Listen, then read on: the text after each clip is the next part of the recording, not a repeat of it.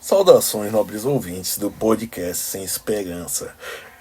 Bom, primeiro que houve um certo frisson por causa dos bebês reborn. Eu particularmente comecei a reparar quando me apareceu o vídeo de um parto de um bebê reborn.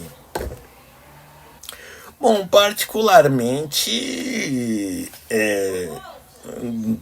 pra mim não tem problema. Eu acho que a pessoa vivendo do jeito, tendo o estilo de vida que ela quiser, se ela quiser se pintar de roxo ou tatuar o fundo do olho, por exemplo, né? Isso daí, problema dela, a vida é dela, ela faz o que puder, né, com ela, não fazendo mal a ninguém, enfim. Mas isso mostrou, além das reações normalmente jocosas e raivosas, de alguns casos, mostrou uma coisa: o quanto nós somos pegos pelos logaritmos. E o quanto, e aí o que eu quero falar também, né, é a velha mídia não sabendo fazer uma leitura do que acontece, né? Porque o que acontece? Bebês reborn, eles existem há muito tempo. Se você for pensar a técnica do qual eles são feitos, é usada na maquiagem, foi usada em maquiagem de grandes filmes, né? De implementação de borracha, silicones, tudo para dar uma textura realista, implantes de cabelo e por aí vai. Então foram algo que foram se aprimorando até colocarem em formato de bebê, e aí começou um colecionismo, né? Começou um colecionismo e, bom, como eu digo, não dá para criticar. Eu tenho uma coleção de livros, eu coleciono telefones a disco, então não vou que isso daí bobagem. Mas o que eu digo é o seguinte: primeiro, as pessoas que se acham tão críticas passaram a odiar ou fazer piada. Fazer piada acontece, né? Mas, como eu digo, foram influenciadas pelos algoritmos. E assim, não tá tendo um surto assim, não estão trocando bebê, crianças por bebês sintéticos, nada disso. Ter uma família de plástico. Isso daí é bobagem. Tem um nicho que simplesmente foi levado aos trend topics, né? Pode-se dizer que se tornou tendência por um momento. É assim como na série, por causa da série da Netflix surgiu, brotou o termo incel, que também já deve desaparecer, a não ser que tenha um deputado com a ideia brilhante de proibir ser isso, né? De criminalizar de alguma forma. Bom, quando a população começar a cair por volta de 2040, talvez até talvez, né? Mas enfim, de qualquer forma, isso daí realmente é uma, como eu disse, foram tendências que foram lançadas. Pelos algoritmos, é uma coisa de nicho de redes sociais. E, bom, falando da velha imprensa, né, na grande mídia, né, a gente vê que eles fazem isso como se fossem uma grande novidade. E aí, voltando aos dois exemplos recentes, a moda incel, né, a cultura incel, tudo mais, o perigo e dos vídeos masculinistas, e agora os bebês reborns, eles acham que isso nunca existiu. E assim, eu penso que, me pergunto, essas pessoas não têm redes sociais mesmo?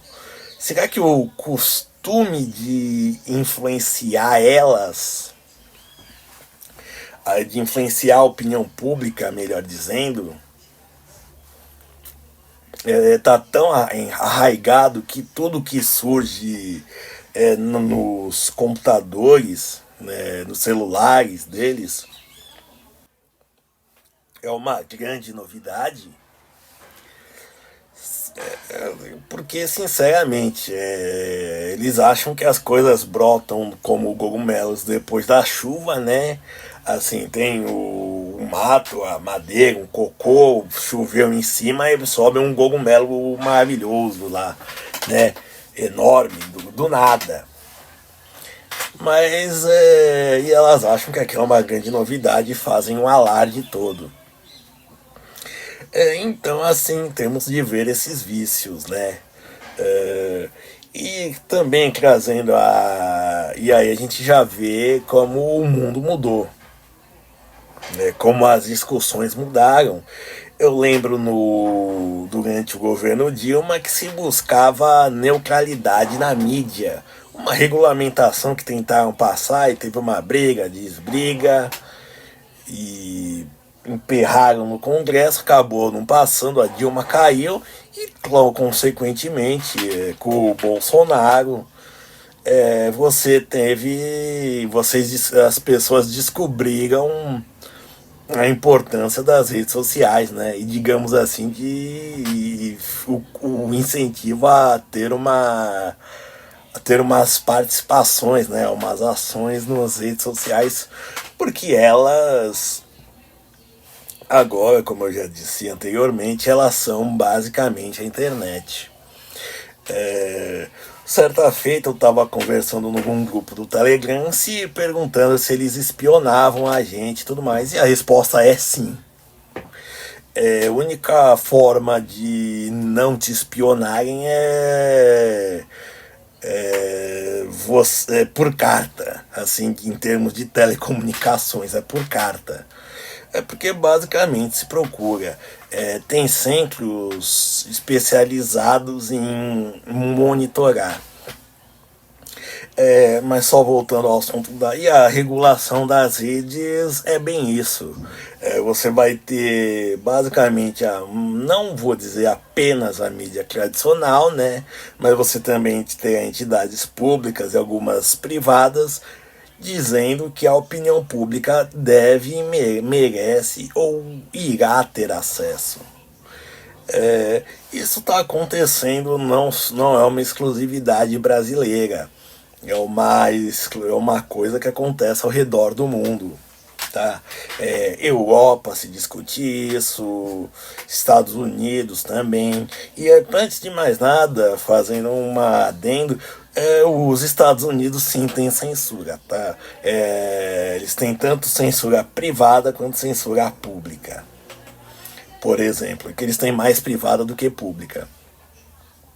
Mas enfim. Então, assim, por quê? Porque a velha mídia já não consegue influenciar mais. E as redes sociais estão viajando, swingando com os acontecimentos políticos, porque afinal elas tanto influenciam quanto são influenciadas. Você vê TikTok, Facebook pagando de multas milionárias e algumas até bilionárias por questões regulamentatórias, de regulamentação. Então é por isso que se tende a querer esse controle das redes sociais. São uma nova fronteira, um novo paradigma. Particularmente em termos de ações criminosas, terroristas e tudo mais, isso daí fica meio uma coisa de gato e rato.